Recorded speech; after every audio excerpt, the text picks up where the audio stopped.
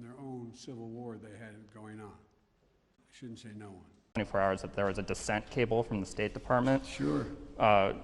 Saying that the Taliban would come faster through Afghanistan. Can you say why, after that cable was issued, the U.S. didn't do more to get Americans got out? All kinds of cables, all kinds of advice. If you notice, it ranged from this group saying that they didn't say it'd fall when it would fall, when it did fall, but saying that it would fall, to others saying it wouldn't happen for a long time and they'd be able to sustain themselves through the end of the year. I made the decision. The buck stops with me. I took the consensus opinion.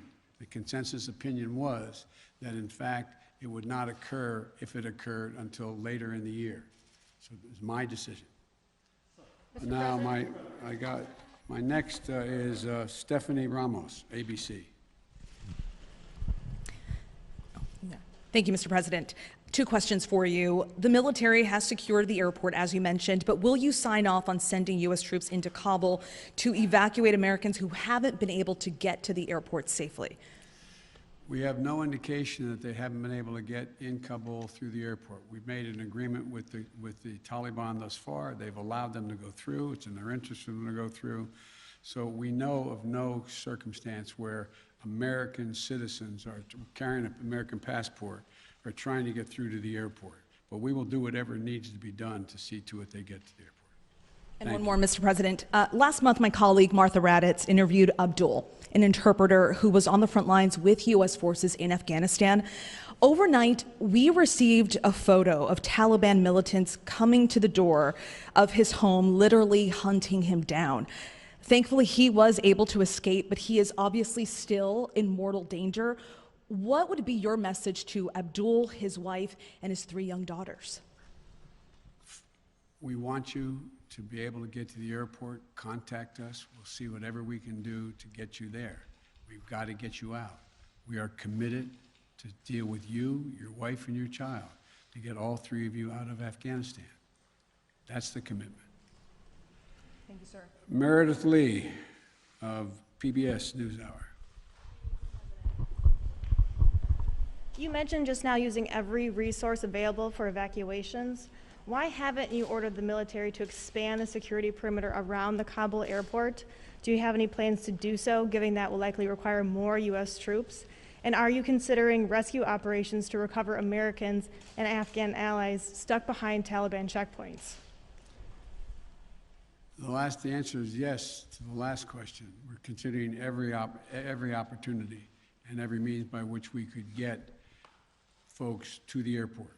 That's number 1. Number 2, the reason why we have not gone out and started and set up a perimeter way outside the airport in Kabul is that it's likely to draw an awful lot of unintended consequences in terms of people who, in fact, are not part of the Taliban. We've been in constant contact with the Taliban leadership on the ground in Kabul, as well as the Taliban leadership at Daho. And we've been coordinating what we were doing. That's why we were able, for example, how we got all of our embassy personnel out, how we got everyone out of the embassy safely. That was the distance. That's how we helped get the French out and out of their embassy. So the question remains, there will be judgments made on the ground by the military commanders at the moment, and that I cannot second guess each of those judgments to be made. But the idea of, again, let me get back to the fundamental point I made at the outset. When the decision was made by me that, and it was made some time ago, and I ran 4 presidents saying I wanted to get us out of Afghanistan. One of the things that is a reality is people now say to me and to others, and many of you say it on air, that why did we have to move because no Americans are being attacked? Why did we withdraw those, why did we agree to withdraw 2,500 troops? No Americans are being attacked. As I said before, The reason they weren't being attacked was part of an agreement that Trump had made a year earlier. We will leave by May 1st, he said, as long as there's no attack on Americans in that year period. Number one. Number two, the Taliban was taking large swaths of the countryside, north and south. None of the major areas, none of the major points of the capitals of each of these provinces. But they were all over the country. And the idea that if I had said on May the 2nd or 3rd, we are not leaving, we are staying, does anybody truly believe that I would not have had to put in significantly more American forces, send your sons, your daughters, like my son was sent to Iraq, to maybe die? And for what? For what? So the only rational thing to do, in my view, was to set up and pre-position American forces for the purpose of evacuation, and the aircraft to pre-position those ahead of time so that we would be able to begin the process of evacuation of American citizens, SIVs, and others who helped us. The last point I'll make is this. Look, if we had decided 15 years ago to leave Afghanistan, it would have been really difficult. If we decided 5 years ago, if we continued the war for another decade and tried to leave, there's no way in which you'd be able to leave Afghanistan without there being some of what you're seeing now. But what we've done so far is we've been able to get a large number of Americans out, all our personnel at the embassy out, and so on. And thank God, so far, knock on wood, we're in a different position. Scott Detro. Scott,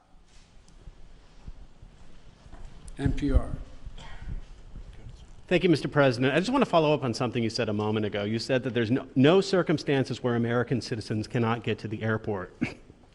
That doesn't really square with the images we're seeing around the airport, with the reporting on the ground from our colleagues who are describing chaos and violence. Are you saying unequivocally that any American who wants to get to the airport is getting there and getting past the security barrier and to the planes where they want to go? I thought the question was, how can they get through to the airport outside the airport? And the answer is, to the best of our knowledge, the Taliban checkpoints, they are letting through people showing American passports. Now, that's a different question when they get into the rush and crowd of all the folks just outside the wall near the airport.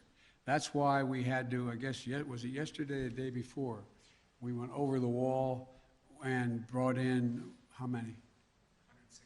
169 Americans. So it is a process to try to figure out how we deal with the mad rush of non-Americans, those who didn't help, those who were not on the priority list, just any Afghan to be able to get out of the country. And so my guess is that no matter what, under what circumstances there's not a whole lot of Afghanis, there's a whole lot of Afghanis that just as soon come to America, whether they're any involvement with the United States in the past at all, rather than stay under Taliban rule or any rule. So what I was saying is that we have an agreement that they will let pass through the checkpoints that the Taliban control, let Americans through. But given this, given the negotiations with the Taliban, the scenes that we're seeing, can you just fully explain why the plan wasn't to go ahead with these evacuations of both Americans and allies before the drawdowns began, before Bagram was closed, looking back several months? Because whether it was now or several months from now, there seems to be a broad consensus that the Taliban would make these gains, and these would be needed at some point. Well, yeah, at some point. But the point was that although we were in contact with the Taliban and Doha for this whole period of time, at some point wasn't expected to be the total demise of the Afghan National Force, which was 300 persons. Let's assume the Afghan National Force had continued to fight and they were surrounding Kabul. Be a very different story, very different story. But the overwhelming consensus was that they were not going to collapse. The Afghan forces, they were not going to leave. They were not going to just abandon and then put down their arms and take off. So that's what happened. Thank you very, very much. Thank you. Why do you continue to trust the Taliban, Mr. President? Why do you continue to trust their pledges, Mr. President?